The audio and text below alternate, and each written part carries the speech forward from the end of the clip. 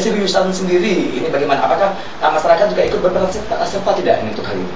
Ya, kalau masyarakat korban ya namanya orang yang perlu bantuan dan harus dibantu sebenarnya. Jadi karena kesalahan ini sengaja diciptakan, ya itu sengaja diciptakan. Ini saya katakan sengaja diciptakan. Yang jelas apa salahnya Pak Irwandi sekali-sekali pimpin rapat. Mas Kun, oke, sidang hari ini, rapat hari ini saya akan pimpin. Panggil semua deputi-deputi. Saya akan evaluasi mereka sejauh mana mereka kerja. Ini wilayah saya dan rakyat saya hari ini. Itu tidak pernah dilakukan. Tetapi Irwandi tidak pernah luput tiap bulan mendapat gaji honor dari BRR. Begitu juga dengan saya Fuad. Kemudian teriak-teriak dengan Ibu Nemah Hasan. Satu orang Ibu Nemah Hasan teriak-teriak nggak ada arti. Anjing bergonggong kapilah berlalu. Yang lainnya ada 7 orang lagi yang sama tim pengawas seperti Ibu Nemah, tapi tinggalnya di Jakarta. Tiap bulan juga terima gaji 35 sekian. Jadi 6 lawan 1. Sehebat apapun Ibu Nemah tetap nggak jalan. Maka hari ini, persoalan hari ini, kalau ingin diburu, pengawasan masyarakat yang sangat dibutuhkan. Pengawasan masyarakat yang sangat dibutuhkan. Kemudian DPR tempat mengadu masyarakat. Ini yang harus peka terhadap masalah ini. Jadi dengan sempat DPR asik dengan studi banding, asik dengan ini, asik dengan itu, segala macam. Ini jangan sempat dengan ini, nggak sempat ngurus rakyat. Nah, sebenarnya DPR-nya harus merespon segera. Jangan menganggap lawan semua. Kemudian ada hal yang sangat fatal dilakukan. Nah, ada hal yang sangat fatal dilakukan oleh BRR. Ketika dia marah ke seekor tikus, tetapi lumbung padi yang dibakar. Ini yang sangat berdosa dari Pak Kudoro. Bapak Jalil, ini tadi kalau kita mengatakan, kalau Bapak Jalil mengatakan seperti itu, saya teringat akan dikatakan oleh Bapak Aswin tadi bahwa ada faktor kegagalan. Nah, dari faktor kegagalan apa yang Anda lihat di lapangan dari BRR sendiri? Anda mengatakan tadi Bapak Kudoro seperti apa ini? Ya, Pak Kudoro telah melaksanakan begini. Dari camat dikasih pembantu camat. Ini satu persoalan sangat luar biasa. Wajar aja hari ini muncul wacana Abbas tuh wajar aja mungkin. Ya, mungkin jadi provinsi segala macam. Karena selalu dianaktirikan. Regional 1 ada, 2 ada, 3 ada, tapi 4 dihilangkan. Nah, jadi 5 ada. Nah, ini yang lucu.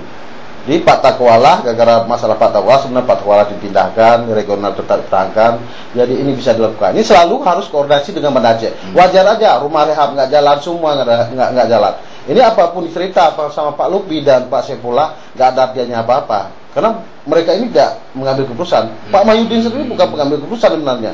Keputusan hanya ada di Banda Aceh semuanya. Itulah tadi, sudah tinggal pembantu camat. Iya, Pak Lufi. Kalau kita mendengar dari kegagalan dari BRR sendiri, apa yang dikatakan oleh Pak Aswin tadi. Nah, apa yang disinggung oleh warga masyarakat sebenarnya apa sih fungsional dari BRR sendiri yang hadir di Nagro Aceh Darussalam? Ya, mungkin begini.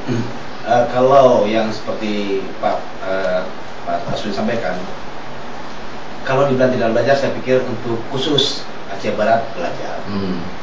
Bapak boleh lihat kalau misalnya yang bisa dipilah-pilah itu dipecah-pecah, misalnya pakai perumahan. Dulu kan global. Sekarang yang terbaru aja 84 itu 3 paket. Ada yang 1 paket sangat kecil, cuma 16 unit rencananya itu. Itu sudah belajar, bukan tidak. Seperti sudah belajar untuk arahan begitu. Mungkin di sisi lain ada yang belum belajar, itu wajar. Tapi kan tidak semua langsung sekali jalan sporadis. Itu kalau sekali jalan sporadis kayaknya nggak mampu kayaknya ya, sendiri nggak mampu ya dengan kekuatannya. Nah, kalau dibilang keseriusan, mungkin Pak Saiful sudah sampaikan. Tingkat serius mana? Mungkin untuk rekor pengeluaran APBD, APBN, dulu regional 4 yang melakukan tender di tanggal 8 Januari 2007. Belum pernah ada di Indonesia. Dan rekor berikutnya terjadi untuk 2008 di tender tahun 2007 November. 16 November. Itu belum ada di Indonesia. Kenapa? Dengan dilarang seperti itu, jangka kerja panjang, habis waktu bangsanya, sehingga selesai, tidak perlu pakai luncuran. Masih pun sudah sampaikan, kalau di pemerintahan mungkin lain, mungkin lelang bulan-bulan 4, bulan 5, masa lelang 45 hari, belum sanggah bla bla, habis 2 bulan, tinggal masa kerja 6 bulan, adendum. Harus orangnya luncuran. Kayak itu membuat keterlambatan. Itu sebenarnya justru itu tidak serius menurut saya. Karena ketok palu untuk APBD bukan di tanggal itu, setahun sebelumnya. Kan begitu ketok palunya. Mungkin Bapak Aswin yang kan jelas ketok palu APBD itu kapan, bukan di tahun yang sama. begitu. Ya Bapak Lutfi, Gitu. juga seluruh narasumber yang berhadir, sepertinya memang kalau kita mendengar dari apa yang dikatakan atau melihat dari SMS yang masuk dari pendengar kita ini memang sepertinya tertuju kepada BRF selalu ini, dan sepertinya BRF juga harus menjawab tantangan dari masyarakat sendiri nih Pak. Iya, ini ada yang masuk dari 3135 ini. Assalamualaikum Bapak. Waalaikumsalam ya.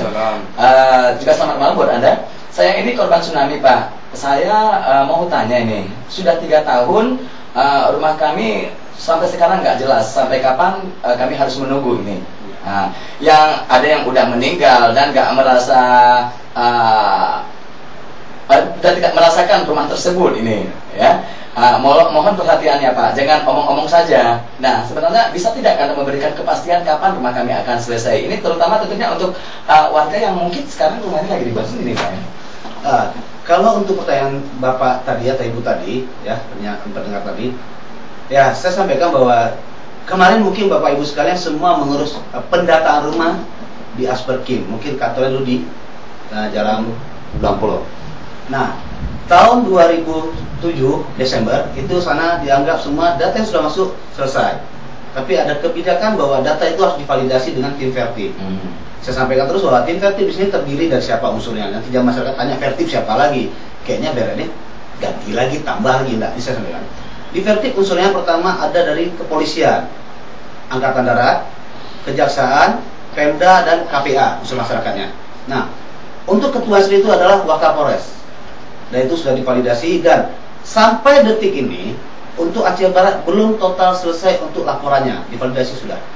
Nah, kita orang yang menerima data seperti Pak Jadi bilang, ya namanya di daerah ya cuma tunggu terima dari pusat. Kita nggak bilang apa-apa. Tapi kalau itu sudah ada, pasti akan dilelang siapa yang sudah valid. Seperti yang masuk kriteria.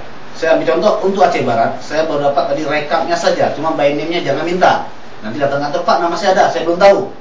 Saya minta fact-nya, ini saya sampaikan.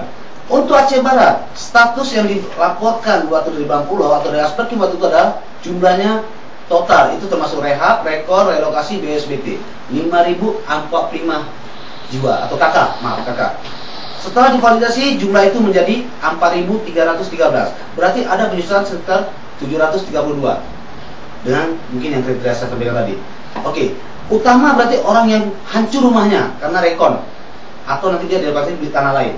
Itu dari 365 menjadi cuma 249. Itu dia. Berarti ada sekitar saya bilang sekitar 80-70 yang tidak termasuk. Jadi kita bayangkan Pak Aswin, mungkin Pak Jalil dan rekan-rekan pendengar sekalian bahwa untuk rekon Aceh Barat 365. Ini ada data breakdown-nya. Kan gitu saya bilang. Ini nanti totalnya ya kalau siapa-siapa orangnya kita belum punya sebetulnya. Jadi untuk Aceh Barat kebutuhan rumah yang sudah di desa, yang sudah tercover terdata semua, tinggal tidak sampai 500. Betul kayak Pak Jadi bilang. Rumah sudah lebih kayaknya. Cuma mungkin tinggalannya bagaimana rumah yang lebih itu kayak Pak Jadi bilang. Jadi untuk rumah saya pikir sebenarnya tidak perlu ribut, tapi mungkin untuk infrastruktur, jalan bagaimana, sekolah bagaimana lagi, itu mungkin yang lebih banyak sekarang bermasalahnya saya pikir. Kalau masalah siap tidak siap, mungkin itu hal yang lain. Iya, baik Bapak Lutfi Ihsani. Sebelum kita berbincang lebih lanjut dan tentunya di sini buat para pendengar setia dimanapun Anda berada, mari kembali kami ajak Anda untuk dapat bergabung di nomor kami. Anda ingin bertanya langsung silakan di 0655757122 atau Anda bisa mengirimkan SMS Anda di 081374422944. Kembali buat Anda, kami akan mengajak Anda untuk malam ini sebelum kita berbincang lebih lanjut bersama narasumber yang telah hadir di studio 101.3 Deka FM. Kembali Anda kami ajak untuk mengikuti jeda yang berikut ini. Menyotan mari rumah nanti kalau deh. Bo Jino tajak, Pak. Jino dong kan. Bakal gunung pegang. Bang pegang gunung apa tak? Tajak bakal gunung pegang. Wandi bertindak kan gitu. Jadi Orang gitu. habis itu yang lebih. Bukan tolak lo. Apa jangan pegang dulu? Tadi Pak Lutfi mengatakan permasalahan memang cukup banyak sekali ya Pak Lutfi ya. Maksudnya seperti mengimplementasikan gitu. Bisa tidak Anda mengimplementasikan seperti permasalahan seperti apa yang timbul? Maksudnya di mana? Di daerah sendiri? Iya, di daerah sendiri atau mungkin Anda melihat mungkin Anda juga melihat dong di lapangan pasti. Begini, kalau saya bilang kebijakan atau aturan itu bagus. Tapi kalau dapat cerita personal, ya aku nggak tangan. Itu cerita personal, kita bilang lelang personal, ini personal, kepres ada, aku aja ninja, apalagi kepres. Berarti nanti kita berbalik ke Pak Susah kan? Jadi apalagi kalang kabutnya klaim